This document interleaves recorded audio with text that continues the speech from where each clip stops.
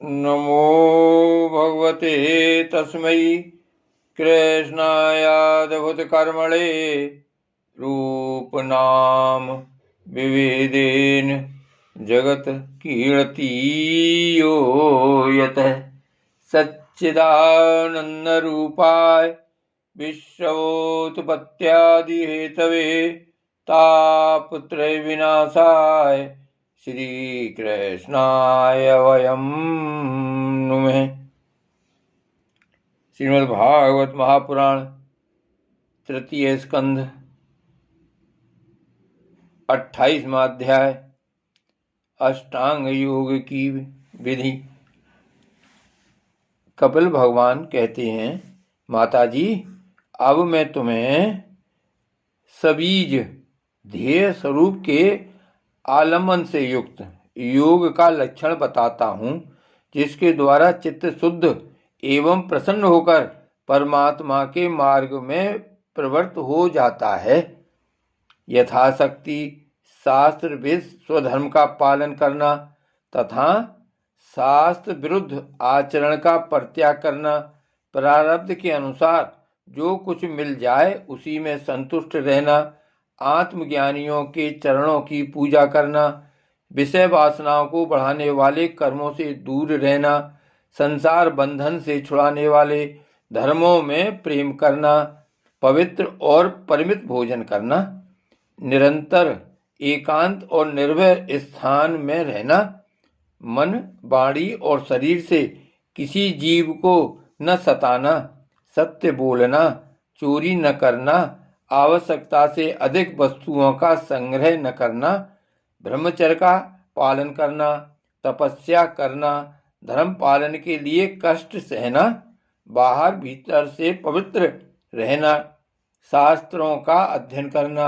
भगवान की पूजा करना, वाणी का संयम करना, उत्तम आसनों का अभ्यास करके स्थिरता पूर्वक बैठना, धीरे धीरे प्राणायाम के द्वारा श्वास को जीतना, इंद्रियों को मन के द्वारा विषयों से हटाकर अपने हृदय में ले जाना, मूलाधार आदि किसी एक केंद्र में मन के सहित प्राणों को स्थिर करना, निरंतर भगवान की लीलाओं का चिंतन और चित्त को समाहित करना, इनसे तथा व्रत दानादि दूसरे साधनों से भी सावधानी के साथ प्राणों को जीतकर बुद्धि के द्वारा अपने कुमार्गामी दुष्ट चित्त को धीरे धीरे एकाग्र करे, परमात्मा के ध्यान में लगावे।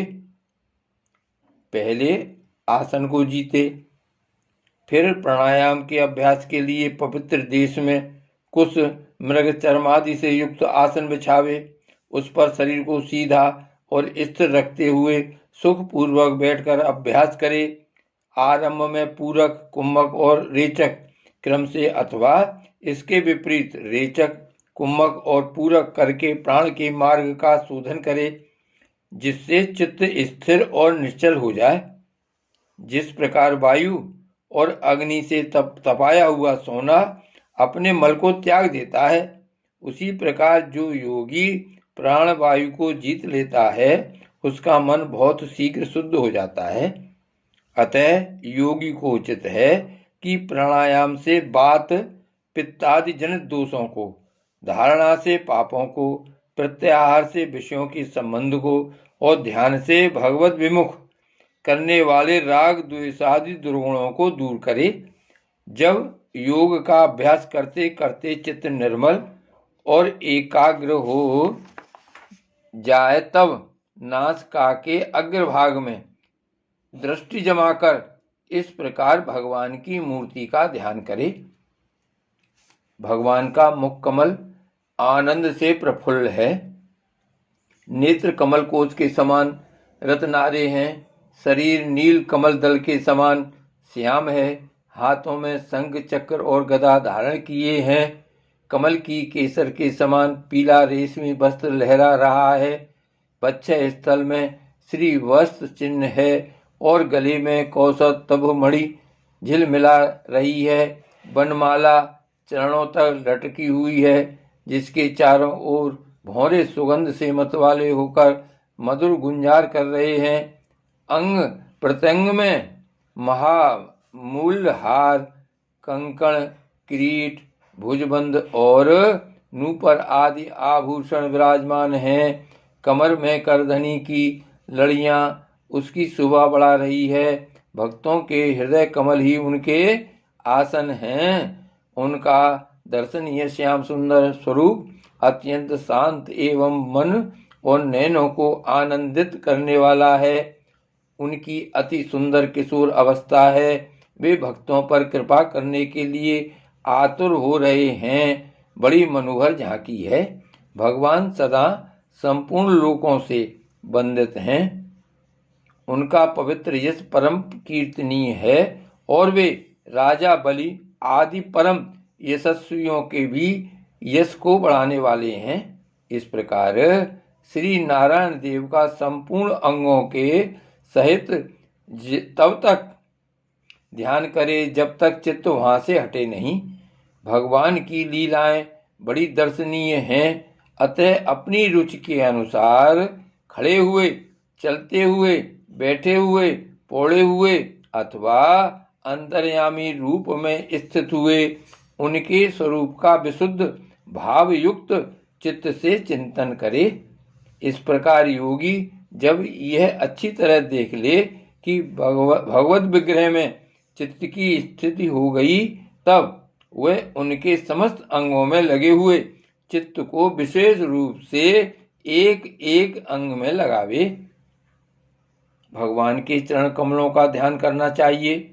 वे वज्र, अंकुश, ध्वजा और कमल के मंगलमय चिन्हों से युक्त हैं तथा अपने उभरे हुए लाल लाल शोभा नख चंद्रमंडल की चंद्रिका से ध्यान करने वालों के हृदय के अज्ञान रूप घोर अंधकार को दूर कर देते हैं।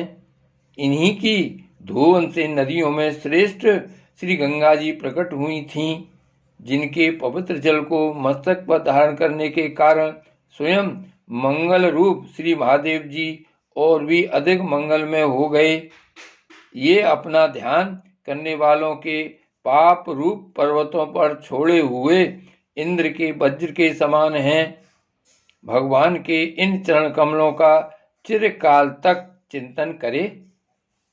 भव भयहारी अजन्मा श्री हरि की दोनों पिंडलियों एवं घुटनों का ध्यान करे, जिनको विश्व विधाता ब्रह्मा जी की माता सुरवंदिता कमल लोचना लक्ष्मी जी अपनी जांघों पर रखकर अपने कांतिमान कर किसलयों की कांति से लाल लड़ाती रहती हैं।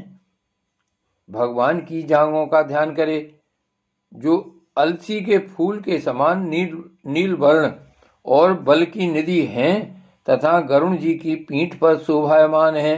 भगवान के नितंब बिंब का ध्यान करे, जो एड़ी तक लटके हुए पीताम्बर से ढका हुआ है और उस पीताम्बर के ऊपर पहनी हुई सुवर्णमयी करधनी की लड़ियों को आलिंगन कर रहा है।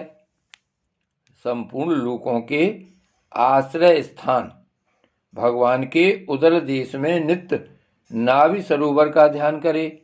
इसी में से ब्रह्मा जी का आधारभूत सर्वलोक में कमल प्रकट हुआ है। फिर प्रभु के श्रेष्ठ मकृत मणि सदृश दोनों स्तनों का चिंतन करे, जो बच्चे स्थल पर पड़े हुए शुभ्र हारों की किरणों से गौर वर्ण जान पड़ते हैं।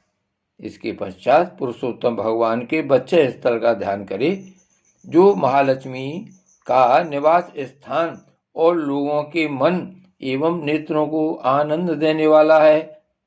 फिर संपूर्ण लोगों के वंदनीय भगवान के गले का चिंतन करे, जो मानो कौस्तुभ मणि को भी सुशोभित करने के लिए ही उसे धारण करता है।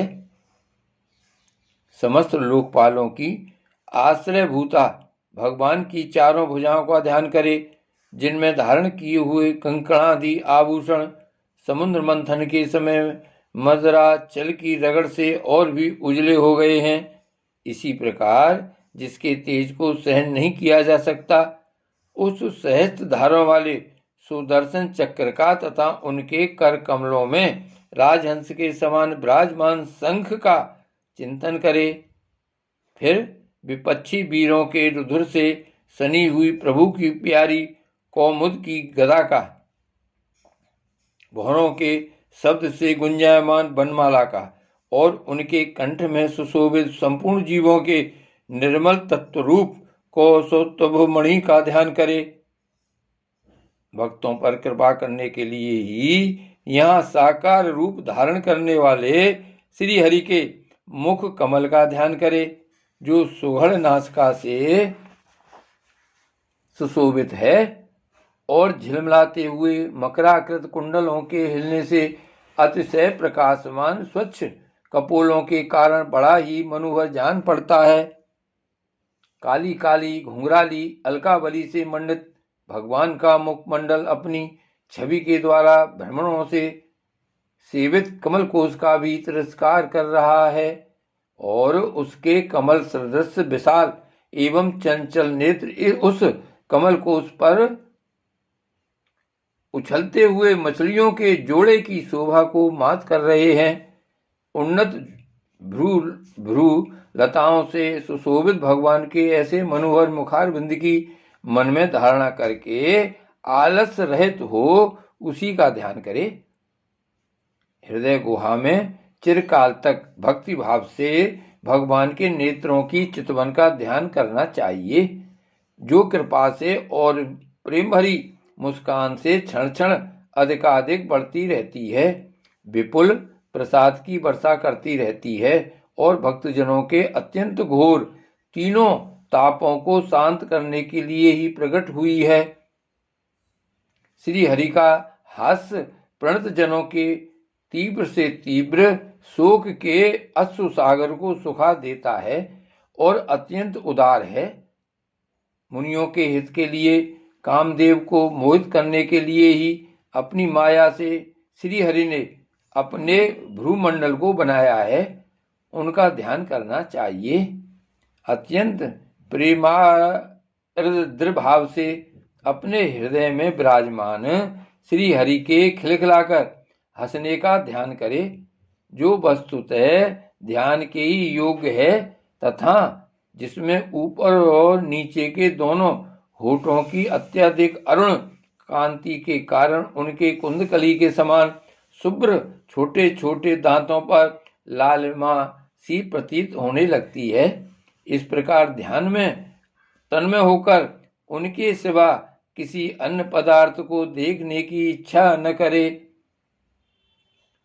इस प्रकार के ध्यान के अभ्यास से साधक का श्री हरि में प्रेम हो जाता है, उसका हृदय भक्ति से द्रवित हो जाता है, शरीर में आनंदातिरेक के कारण रोमांच होने लगता है। उत्कंठा जनित प्रेमाश्रुओं की धारा में वह बार बार अपने शरीर को नहलाता है और फिर मछली पकड़ने के कांटे के समान श्री हरि को अपनी ओर आकर्षित करने के साधन रूप अपने चित्त को भी धीरे धीरे ध्येय वस्तु से हटा लेता है। जैसे तेल आदि के चुक जाने पर दीप शिखा अपने कारण रूप तेजस तत्व में लीन हो जाती है, वैसे ही आश्रय विषय और राग से रहित होकर मन शांत ब्रह्माकार हो जाता है। इस अवस्था के प्राप्त होने पर जीव गुण प्रवाह रूप देहादि उपाधि के निवृत्त हो जाने के कारण ध्याता ध्येय आदि विभाग से रहित एक अखंड परमात्मा को ही सर्वत्र अनुगत देखता है। योगाभ्यास से प्राप्त हुई चित्त की इस अविद्या रहित लय रूप निर्वृत्ति से अपनी सुख दुख रहित ब्रह्म रूप महिमा में स्थित होकर परमात्म तत्व का साक्षात्कार कर लेने पर वह योगी जिस सुख दुख के भोक्तृत्व को पहले अज्ञानवश अपने स्वरूप में देखता था, उसे अब अविद्याकृत अहंकार में ही देखता है। जिस प्रकार मदरा के मद से मतवाले पुरुष को अपनी कमर पर लपेटे हुए वस्त्र के रहने या गिरने की कुछ भी सुधि नहीं रहती, उसी प्रकार चरमावस्था को प्राप्त हुए सिद्ध पुरुष को भी अपनी देह के बैठने उठने अथवा दैववश कहीं जाने या लौट आने के विषय में कुछ भी ज्ञान नहीं रहता, क्योंकि वह अपने परमानंद में स्वरूप में स्थित है। उसका शरीर तो पूर्व जन्म के संस्कारों के अधीन है। अतः जब तक उसका आरंभक प्रारब्ध शेष है तब तक वह इंद्रियों के सहित जीवित रहता है, किंतु जिसे समाधि पर्यंत योग की स्थिति प्राप्त हो गई है और जिसने परमात्म तत्व को भी भली भांति जान लिया है, वह सिद्ध पुरुष पुत्र कलत्रादि के सहित इस शरीर को स्वप्न में प्रतीत होने वाले शरीरों के समान फिर स्वीकार नहीं करता, फिर उसमें अहंता ममता नहीं करता। जिस प्रकार अत्यंत स्नेह के कारण पुत्र और धनादि में भी साधारण जीवों की आत्म बुद्धि रहती है, किंतु थोड़ा सा विचार करने से ही वे उनसे स्पष्टतया अलग दिखाई देते हैं, उसी प्रकार जिन्हें यह अपना आत्मा मान बैठा है, उन देहादि से भी उनका साक्षी स्वरूप पृथक ही है। जिस प्रकार जलती हुई लकड़ी से, चिंगारी से, स्वयं अग्नि से ही प्रकट हुए धुएं से तथा अग्नि रूप मानी जाने वाली उस जलती हुई लकड़ी से भी अग्नि वास्तव में पृथक ही है, उसी प्रकार भूत, इंद्रिय और अंतःकरण से उनका साक्षी आत्मा अलग है तथा जीव कहलाने वाले उस आत्मा से भी ब्रह्म भिन्न है और प्रकृति से उसके संचालक पुरुषोत्तम भिन्न हैं। जिस प्रकार देह दृष्टि से जरायुज, अंडज, स्वेदज और उद्भिज चारों प्रकार के प्राणी पंचभूत मात्र हैं, उसी प्रकार संपूर्ण जीवों में आत्मा को और आत्मा में संपूर्ण जीवों को अनन्य भाव से अनुगत देखे। जिस प्रकार एक ही अग्नि अपने पृथक पृथक आश्रयों में उनकी विभिन्नता के कारण भिन्न भिन्न आकार का दिखाई देता है, उसी प्रकार देव, मनुष्य आदि शरीरों में रहने वाला एक ही आत्मा अपने आश्रयों के गुण भेद के कारण भिन्न भिन्न प्रकार का भासता है। अतः भगवान का भक्त जीव के स्वरूप को छिपा देने वाली कार्य कारण रूप से परिणाम को प्राप्त हुई भगवान की इस अचिंत शक्तिमयी माया को भगवान की कृपा से ही जीतकर अपने वास्तविक स्वरूप ब्रह्म रूप में स्थित होता है। श्री भागवत भगवान की जय। श्री गोवर्धन नाथ की जय। श्री वल्लभाधीश की जय। श्याम स्वरूप श्री यमुने महारानी की जय। श्री गोकुलनाथ की जय। जय जय श्री गोकुलेश, जय जय श्री गोकुलेश।